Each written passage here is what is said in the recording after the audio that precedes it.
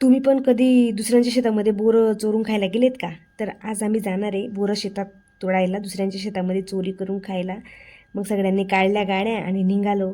बोराचं झाड पाहताच माझा मूड तो ऑफ झाला, कारण बोरं मला पहिले तर कच्चीच दिसली. मग जसं पुढे पुढे गेले तसं बोरं खाली पडलेली दिसली, तर ती पिकलेली बोरं होती.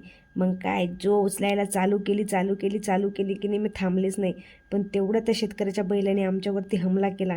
त्याला इग्नोर करून आम्ही परत आमच्या कामाला लागलो. परत बोरं उचलायला सुरुवात केली. मला दुसरं काही नाही, पण बोरं मात्र खूप आवडतात. त्याच शेतात माझ्या भावाला पण अजून एक झाड दिसलं. त्या झाडाची बोरं मात्र खूप गोड होती.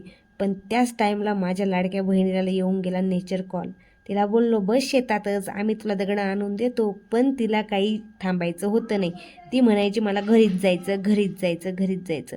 तरी बोर तरी बोरं आम्ही मात्र खूप तोडून घेतली. मग काय, बहिणीचा विचार करत निघालो घरी. घरी जाता जाता आम्हाला रस्त्यामध्ये मस्त एक छोटासा झरा दिसला. मग काय, फोटो वगैरे काढली, पाण्यात पाय बुडून बसलो, मस्त रिलॅक्स बसलो. त्याच्यानंतर मग आम्ही निघालो घरी.